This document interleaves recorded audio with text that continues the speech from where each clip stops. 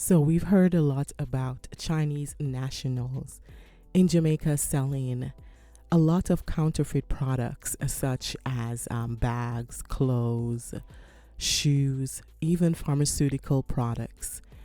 But now they have actually transitioned over to food products, and now they are selling fake curry, according to Jamaica.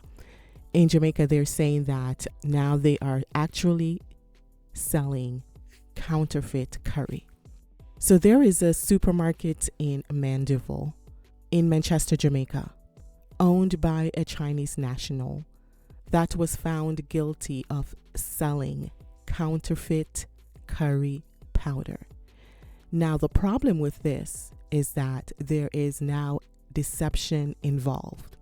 Not so much because they're selling counterfeit curry powder, but because they were selling it under a branded name, a famous branded name. So they actually stole the brand of a famous company, and they were selling their artificial product utilizing that brand. And that is where the deception comes in. The woman who operates a supermarket in central Jamaica is expected to face the court soon after she was arrested for allegedly counterfeiting a local curry powder brand. Here's Natalia Clark with the details.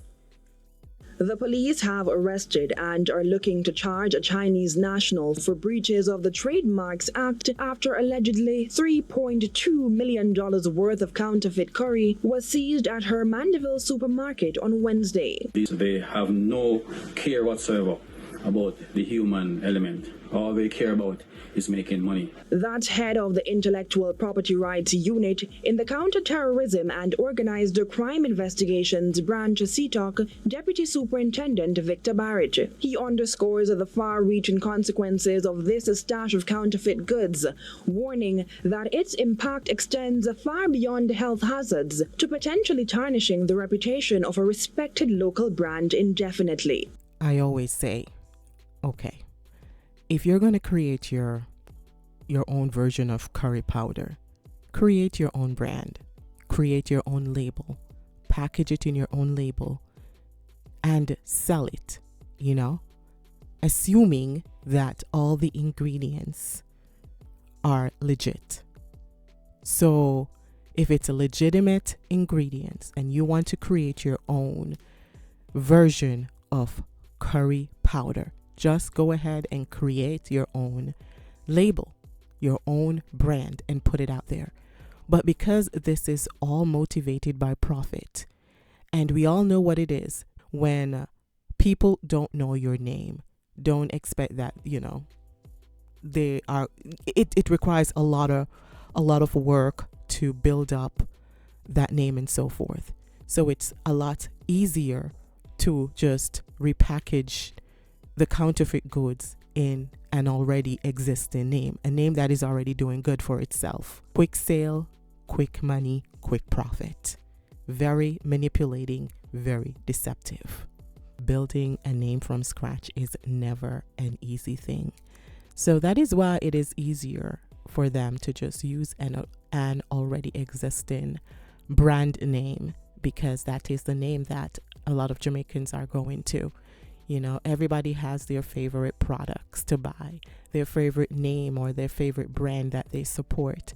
So it's easier, to take advantage of that by using an existing brand name. And obviously, the packaging is never going to be exactly the same, because if you look on the fonts of that label, the counterfeit label, you will notice that there is a distinct difference. Well, there is a slight difference between the authentic packaging and the counterfeit packaging. So this incident took place 6 months ago, and 6 months ago it is said that they were doing an investigation to find out what was actually inside that curry powder. Nobody knows what ingredients were used inside of that curry powder. Well, it is now 6 months later, and still there is no update as to what was found in that curry powder. I'm not sure if they are actually reserving that information for court purposes, but I think it is only fair to let the people know what was found on the inside. I just think that is fair. The process that they put the curry through, you don't know how it is done. So there's no guarantee that you're buying a curry with a certain standard, as opposed to buying a curry from the rightful owner, where the quality control systems are in place, the health concerns are in place. But here, persons just sell curry, without care, and it has to stop. Well, interestingly enough, the same incident happened in New Delhi, India, the same time this was happening in Manchester, Jamaica, in May of 2024 in Northeast Delhi, where factories were distributing fake spices utilizing existing brand names and distributing it to local markets. Okay, it is said that these fake spices included fake coriander powder, turmeric powder, and other spices. Well, for us Jamaicans, turmeric powder is a main ingredient in curry powder. It is said that these fake spices included rotten leaves and rice, spoiled millets, wood dust, chili heads, acid, and substandard oils. Let's assume that none of this is found in the fake curry powder that was being sold in Mandeville, Manchester. So now, we have to be extra vigilant as far as, where we're buying our goods and so forth.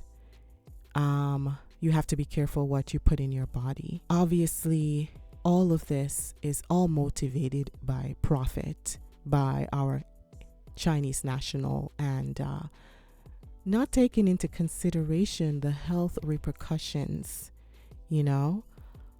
I am just hoping that this were all made with legitimate ingredients.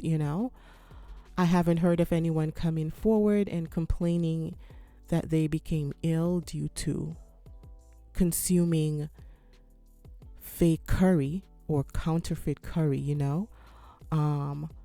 but sometimes things don't show in your body immediately. Sometimes over a period of years, that is when things start to show up in your body, So that is why it is very important for our authorities, the Jamaican authorities, to come forth with the information about what was used in the fake curry powder for the sake of the people, so that if by any chance, their bodies start acting out, at least you can trace it back to the time when they consumed fake curry powder. Now, how can you tell which curry is real and which is not? That is the question of the day. Well, this is where we're going to have to rely on our senses, like our sight and our smell. So if you're buying a curry in a store, personally for me, I am going to evaluate that bag to see if it has that nice, rich color that curry powder should have. If it's looking a little on the brownish side, I don't think I want it. I'm not going to buy it. Okay. Now, if you pick up the bag and you kind of whiff it a little bit in front of you, do I smell the aroma of the curry seeping through that bag? If I'm not smelling that aroma, or something smells a little off, I'm putting it back. I am not buying this product. So the smell and the look of that curry is very important. Now let's move on to the water test. Okay, so this is what I would do if I were in the situation and I'm not sure if this curry is authentic or not. I would just get a glass of water and sprinkle some curry powder in there and mix it. Stir it up. It is said that authentic curry should disperse evenly, creating a yellow color to the liquid with very minimal sediments, okay, at the bottom of the glass. But with the fake curry now, if the water becomes dark or cloudy, then that is an indication this might not be an authentic curry powder, especially if it is releasing clumps towards the bottom of the container. Then more likely that is not an authentic curry powder. So that is the little water test that I would use, to determine which is fake and which is not, for the sake of my health. Because people will do anything for money, okay? People don't care about your health that much. It's all about profit at the end of the day. People will do anything for that profit, okay? So go ahead and protect yourself, protect your health. Do some tests in your house if you have to, okay? Turn your kitchen into a lab if you have to turn it into a lab, just to identify what is real and what is not. Okay, guys, thank you so much for watching my video. Go ahead and subscribe to my channel, and I will see you in the next video. Bye-bye.